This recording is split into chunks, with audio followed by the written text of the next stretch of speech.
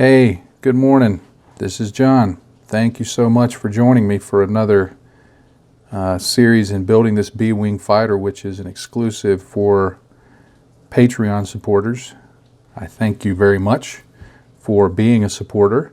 It helps me do what I do and means a lot to me, so thank you very much. In the previous episode, I built just this center assembly here,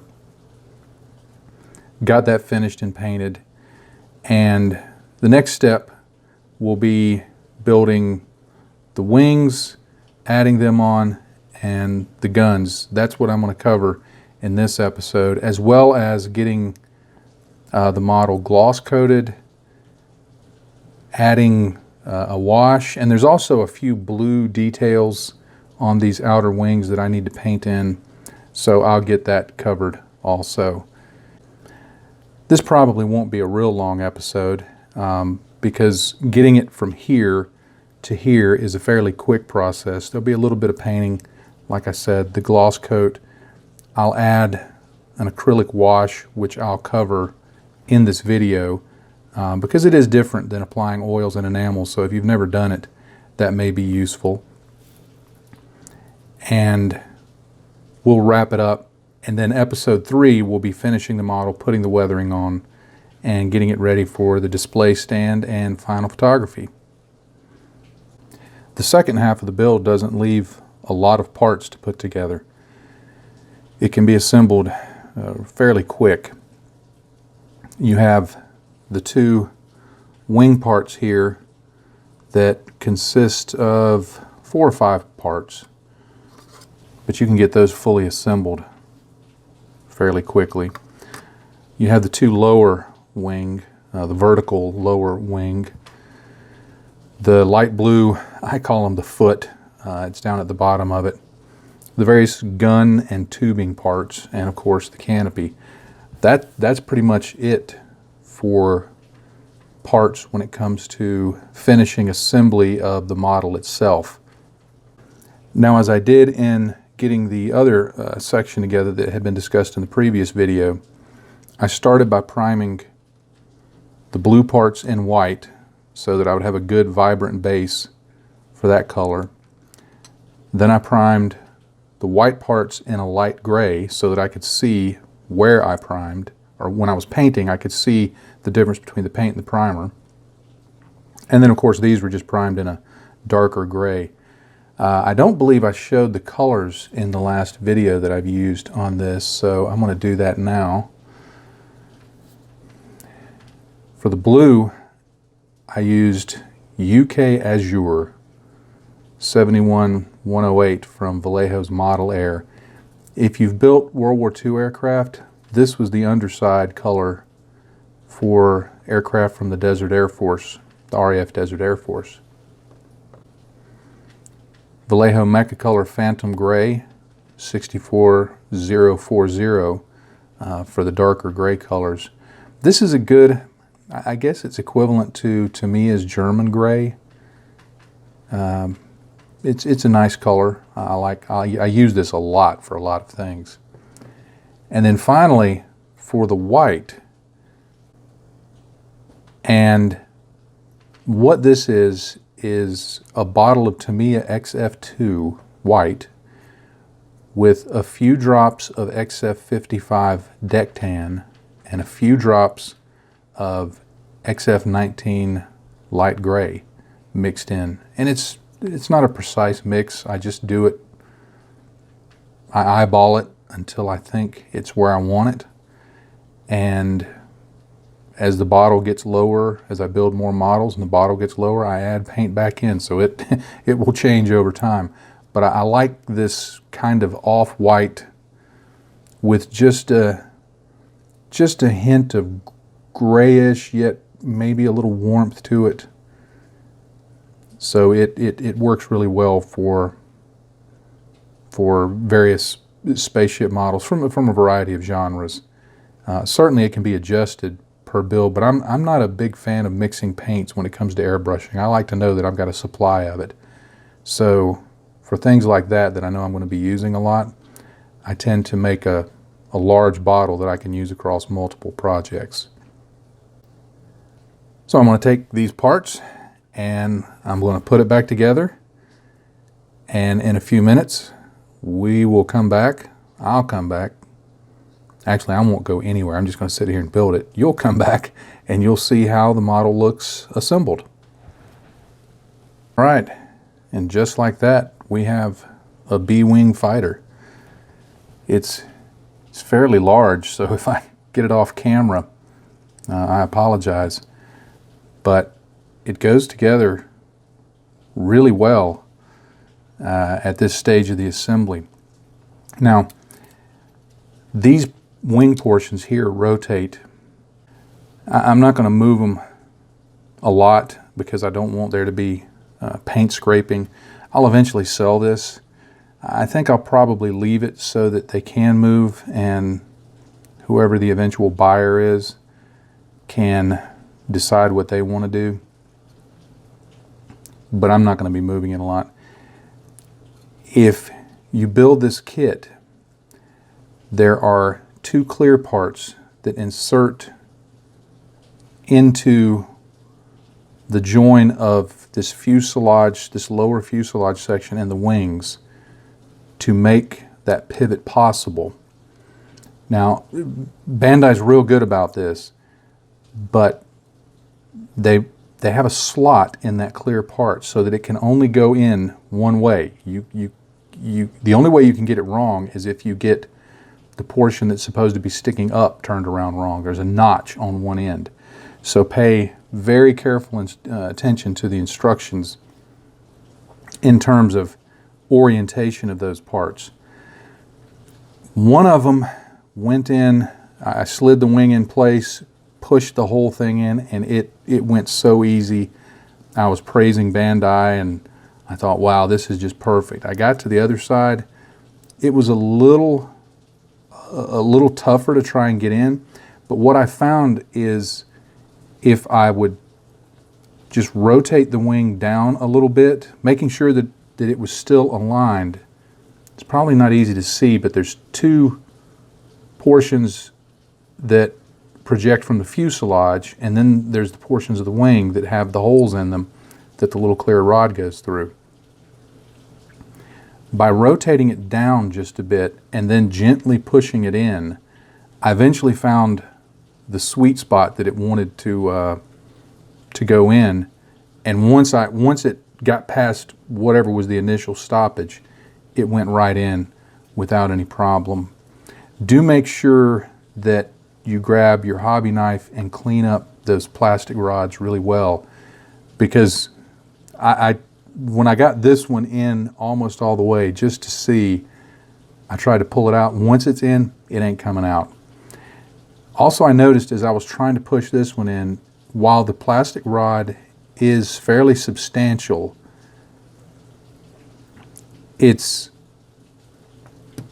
still small enough that you have to be careful of breaking it. I noticed a little bit of flex in it when I tried to push it, so I backed off immediately. But do be careful with that. But then you see, once it's done, and I'll go ahead and fold one down just this once. Hopefully it won't scrape too bad.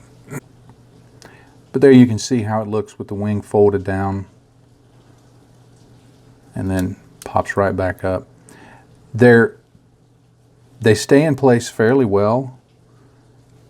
They're not loose, they're not floppy, but at the same time they're not too tight. It's a good mix of being able to move it around. I've left the canopy off for now because I intend to photograph that a little more for the eventual write-up on the blog. But as you see, once this is assembled, it makes for a fairly impressive looking, fairly impressive sized model in 72nd scale. Let me see, I put it on the grid here, and it's about 10 inches high. So it's not a small model, and unlike the A-wing fighter and the X-wing fighter, which are not huge in terms of overall size.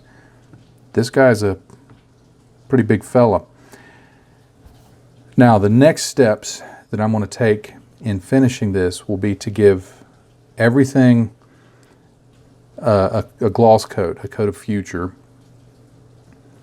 And then I'll go in and add a wash, a shade, an acrylic shade, to help pop out the details. And I'll go over that. I'm sure for most modelers it's fairly common knowledge, but I'll go over it just in case. Using acrylic shades, there are some differences in using that versus enamel or oils, so I'll go over that. Okay, I've got the model gloss coated and decaled. For the gloss coat, I call it Future Floor Polish. It goes by the name Pledge now, I think, as a brand name. And I think in some parts of the world it's called Clear, or was. But any gloss coat will do. It doesn't require the one that I use. But I gave it a good gloss coat so that the decals would go down nicely, first of all. And they did. You can see some of the decals, decals, however you want to pronounce it, that I've put on the model. It comes with a nice set of them, and Bandai decals are good quality, so they go down well. After I put the decals on, I like to use Solvaset decal setting solution. You can use your favorite. I like Solvaset because it's a fairly hot decal softener. It makes things conform to the curves very well. I've not had any problems with it melting decals over the years, and I really like it, but any decal softener will of course work. These orange roundels, national markings, I'm not sure what you would call them in the Star Wars universe. They go on fairly well. This one on the upper wing in particular, you have to pay a bit of attention to. I thought about masking off and airbrushing these markings, but to be honest, I got a little lazy and decided to use the decals. They do work very nicely.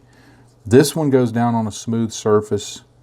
This one goes down on a fairly smooth surface. This one goes down on a fairly smooth surface. This one has a big bump right in the middle. Now, Bandai did include a 3-part decal to make that work. And it did work fairly well.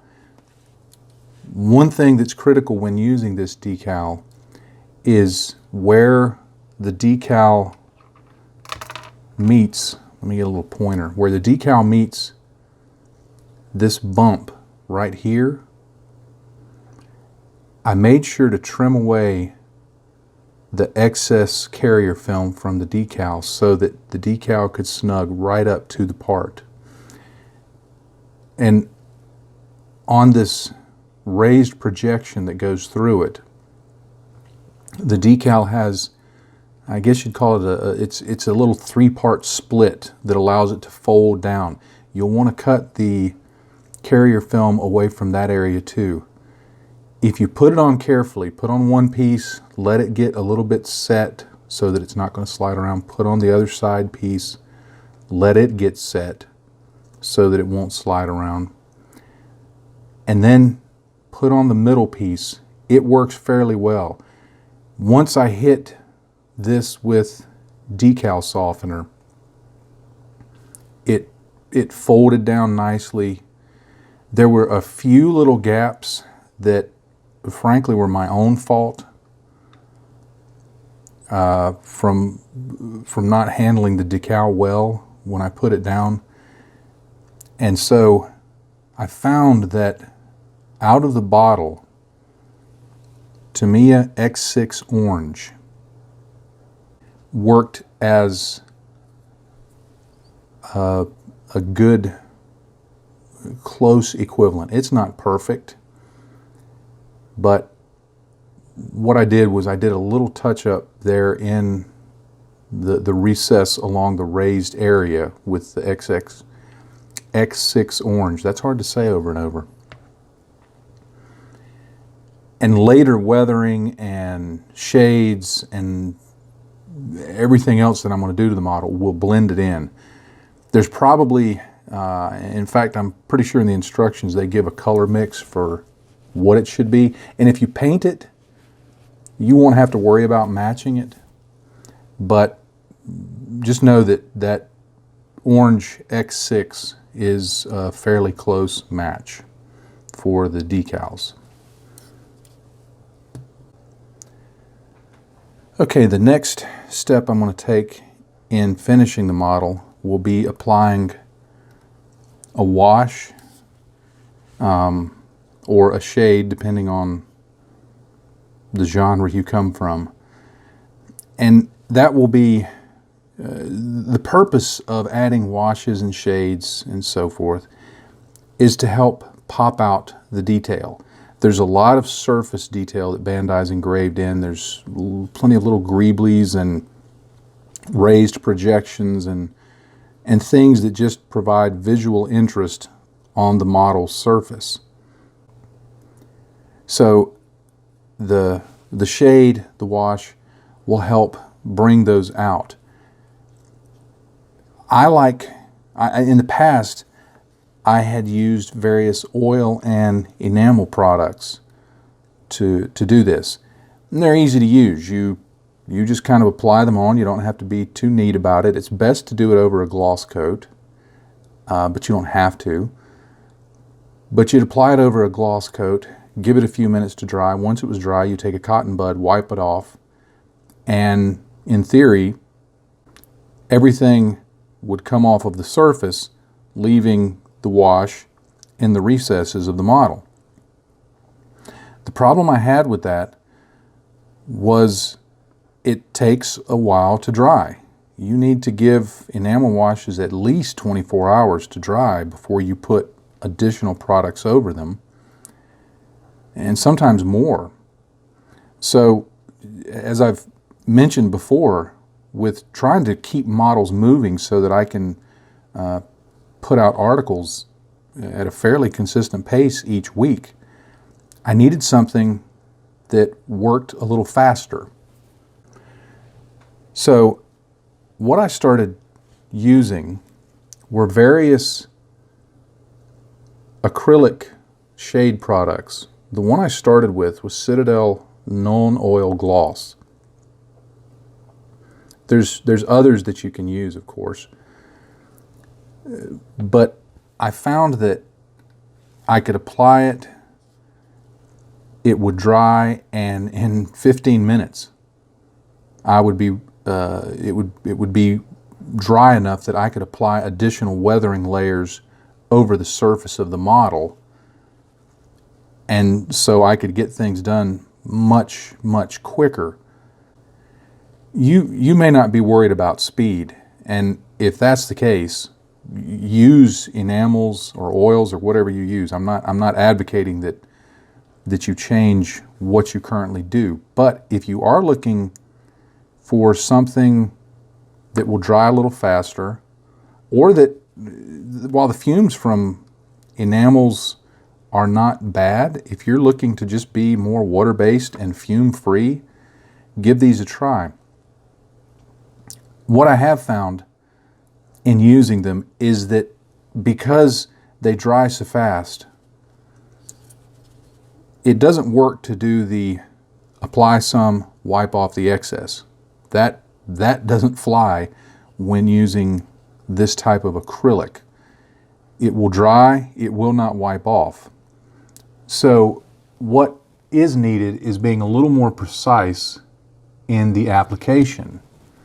So one of the things that I do, let me lick my brush there, is I use this liner brush, which has a fairly good point, but because it's very thin, it holds it's very long, it holds a decent amount of paint.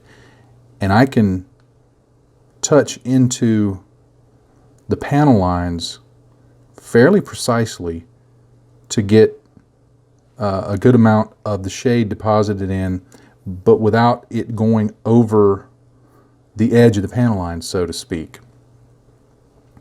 The other thing that I take advantage of is by gloss coating the model first and using the gloss version of a shade. I take advantage of some magical principle of physics, but I'm not a physician. Get it? Physics? Physician? Sorry. The surface tension between the two is not real high. They don't have a lot of grip between the two. So if I were putting flat shade on a matte model, it would create all kind of bleeding and it would just go places you don't want it to go. By using gloss on gloss, it helps confine the shade into the panel lines, into the places that you want to go. And when you're putting it into recessed detail, like, I don't know if you can see that right there, when you're putting it in there, it tends to suck up into the corners, which is exactly what I want it to do.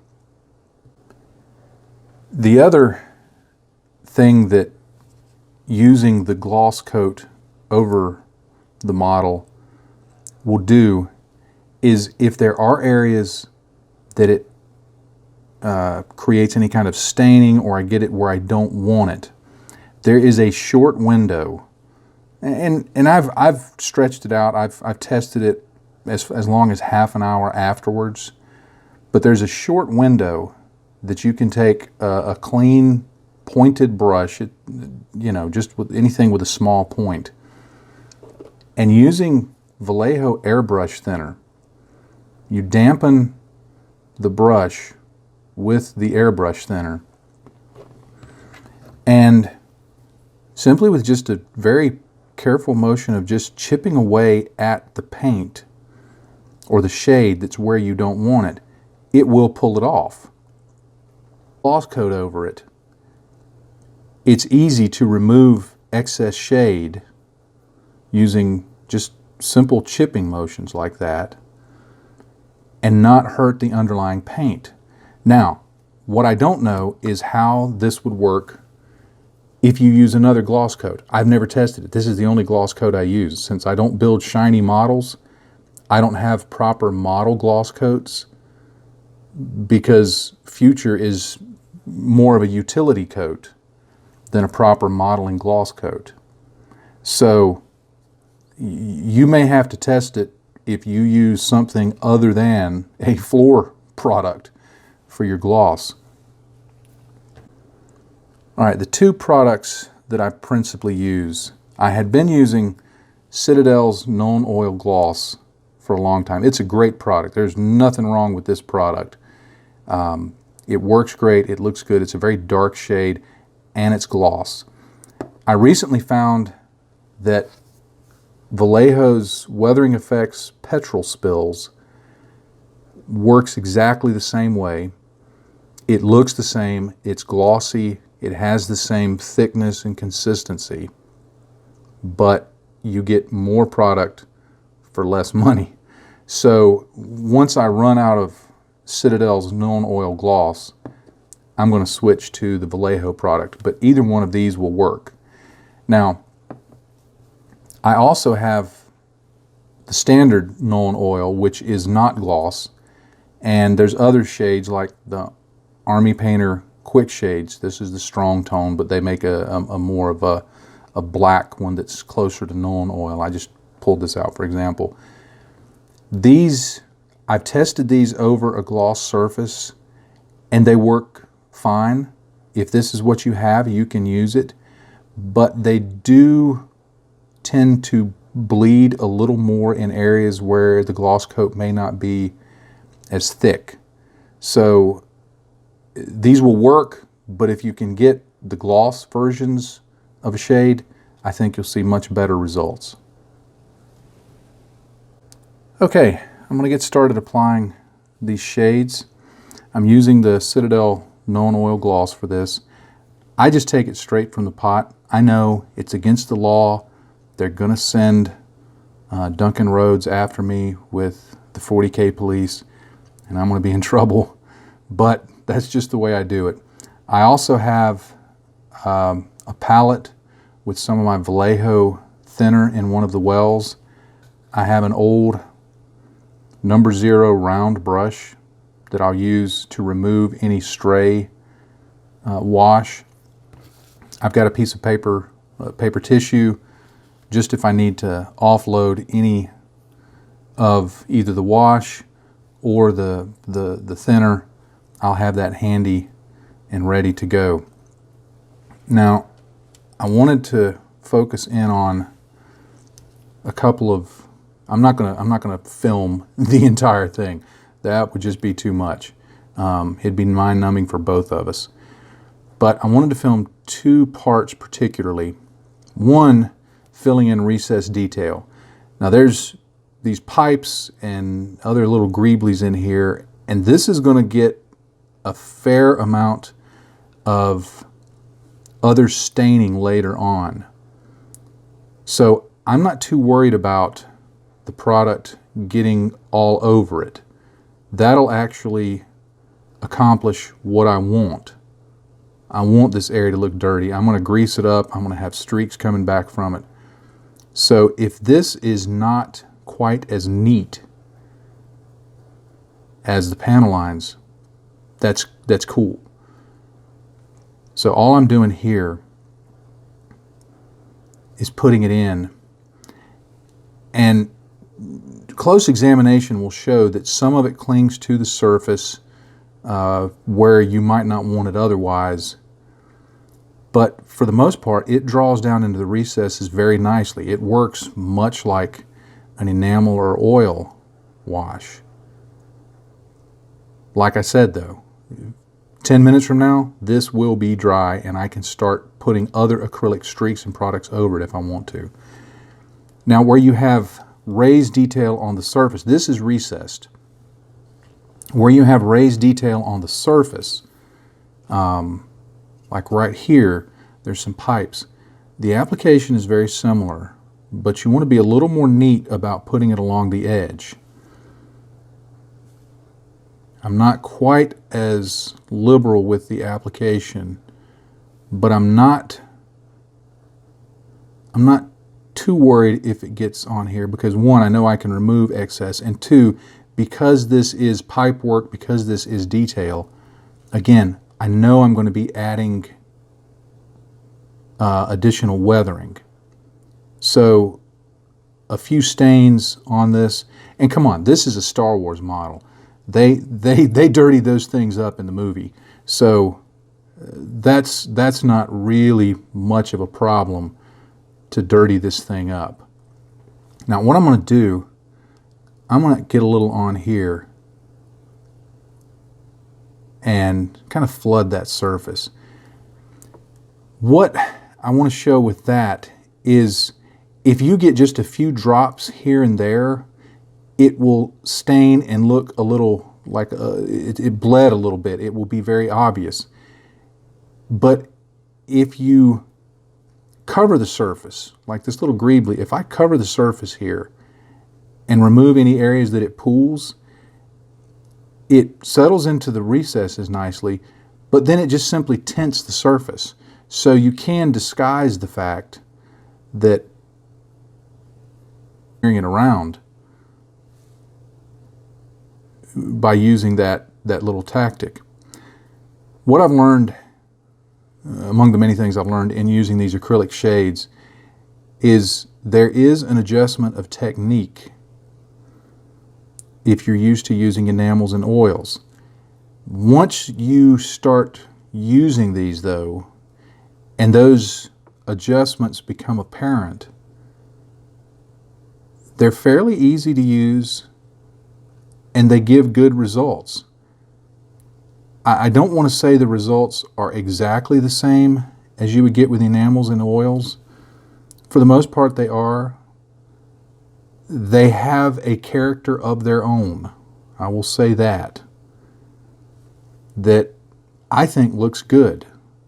I don't feel like I'm compromising at all using these. And you'll notice how in this raised detail I'm being very precise in my application. I'm not slopping it on. But they're different. The first time you use it, you may not like it. I didn't. I'll admit it, I didn't. But I knew I had to try and make it work for the speed that I could get from it. So I worked with it and worked with it. And now I'm very happy with how they turn out. Now I will say that using this Nuln oil, which is it's basically black, using it on white, that's going to be very stark. That's what I want. But it also means you almost have to either be extremely precise in your application to avoid staining, or you have to know for certain that you're going to come back later and do weathering, because there are going to be instances of the shade getting where you don't want it against this white. If you're going to be adding streaks and other grime later, that'll cover it up. It won't be a problem. But it is a challenge doing this on white. A couple of other notes to go over before I wrap this up and continue off camera. I do, one thing you can use the second brush for is if you make a mistake and it's still wet, you can use that second brush to wick away the excess, which will reduce the amount of cleanup that you may have later. But like I said, you can also use Vallejo's airbrush thinner and to clean up. You'll notice that I deliberately made a big stain right there. And this has had, 2 or 3 minutes to dry, which one demonstrates how quickly the acrylics do dry. But it's dry enough now that I can't wipe it away, I can't smear it away. So what I've done is I've gotten a little bit of the Vallejo airbrush thinner on this brush.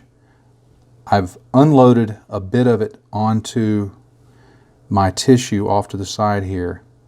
And all I'm going to do is gently work it right off. And I hope it's showing up, but it just pulls it away. Now I made a pretty big stain there, so I'll have to go in a couple of times to get it all up. But it comes up without too much problem, and it doesn't come up like an oil or enamel would. It doesn't. You'll see it actually coming up almost in layers, like it's peeling up almost like an onion. The skin, the acrylic skin, will peel off. Another note, when you're doing this, as you clean it off, you'll want to occasionally wipe your brush off, put it back in the thinner. If the brush starts collecting too much of the stain on it, you'll want to get that off. After you've worked with it for a while, you can also use this to a certain extent to get a little bit of streaking in. You can start using it a little bit like oils and enamels. That will work, but it just takes a little bit of experience working with and seeing what you can get away with. Other areas that like in this recessed detail, I can come in here and just clean off the tops of those pipes if I want to. Now these are going to be dirtied up, so it doesn't really matter, but I just would do this to demonstrate when you've got raised detail like that, you can clean off the high areas. So again, it helps you get the look that you're going for. And just going through and making little adjustments like this. You see I'm only doing a few strokes here and there, but where the wash has gotten out of the lines a little bit, cleanup is really quick. I've done this cleanup for as long as a half hour after applying the shade. I honestly don't know what the time limit is on it. I don't know how much you could get away with. It may be much longer than I would expect. I don't want to push it. I suppose at some point I'll do it just for experimental sake to figure out, okay, can this be a 1 hour thing, a 10-hour thing, a 24-hour thing? All right, so I'll continue applying this shade to the model. It will take me a couple of hours to get it completely finished, and which I'm not going to film. Don't worry. Don't hit the bail button. But I'll go in. I'll add these shades to all the recesses, get everything cleaned up, and once I'm done with that, I'll film a final segment showing how it looks, and that should be a wrap for this video. All right, I've finished panel lining Bandai's B-Wing Fighter using Citadel Non-Oil Gloss, and I'm very happy with how it turned out. I think it looks every bit as good as using oil or enamel washes, but the added bonus I get is it's ready for additional weathering stages. I don't necessarily have to wait for this to dry for 12 hours or 24 hours or 2 or 3 days. I can start putting things right over the top of this if I'm in a hurry. So those acrylic washes do carry a lot of benefit to them in that regard. So if speed is something you're looking for, give them a shot. Finally, this is a Patreon exclusive video, so thank you there, to mimic Model Making Guru, you there, thank you for being a patron and supporting the work that I do like this. It means a lot to me. It's what allows me to get this done, to continue buying the products, to work at the pace that I do. I simply couldn't afford it without your generous support. So I thank you very much for that, and my family thanks you for that.